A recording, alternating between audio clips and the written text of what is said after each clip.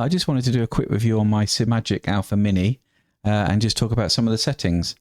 I've had this Alpha Mini now, I guess, 18 months, and it was the best thing I bought. I used to run a Logitech G920, which was fine, but entry level.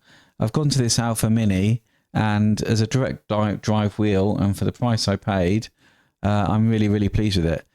So I think the first thing to say is that I don't run this Mini at full strength.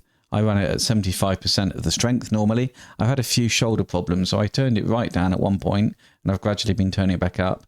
So I'm only running at 75% of its full strength. So I'm not using all of it. So I don't feel the need to maybe move to a stronger wheel than I've already got. I know some people like to feel an awful lot of force feedback, and maybe the Alpha Mini wouldn't be for them. But for me, it's more than enough. I can feel what the car's doing.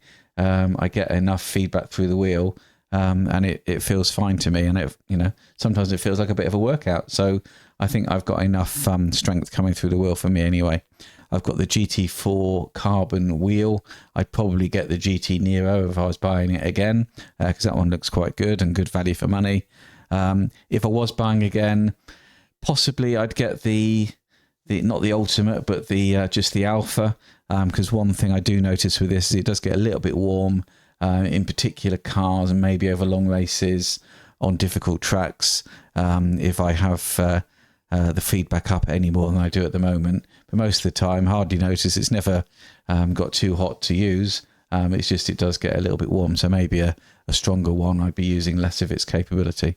So if we talk about settings for Simagic, they've got this Sim Pro Manager, which is the software you use to set it up, and it's a real improvement over the one that came when I first got the wheel. And pretty much I just went into the presets, picked iRacing because that's what I use most of the time, and it pretty much pulled up all of these settings. Now I've messed around with a couple of them over here, some of the smoothing and the wheel speed, but really I've not had to change much at all. It was pretty much where I needed it to be, and I think it's just for individual preference. I only run at 75% of the force feedback that I could have. I don't get any clipping. That's the setting over here. You can set it so it doesn't get any clipping, and for me it's plenty strong enough. I get good feel through the wheel, and I really enjoy using it. So yeah, it's pretty straightforward. If you've got a Simagic, get the software, download the presets, and it's pretty straightforward, pretty simple. So yeah, really, really good, I think. So that's it. That's the settings. Pretty straightforward when I'm in game. So if I'm on iRacing or ACC or other games, I don't really change much in there either. I just run it as it is, and never really had any trouble with it. So yeah, that's it. So if you did enjoy that, then please do stick around, hit that like, hit subscribe, and maybe I'll see you next time at the track.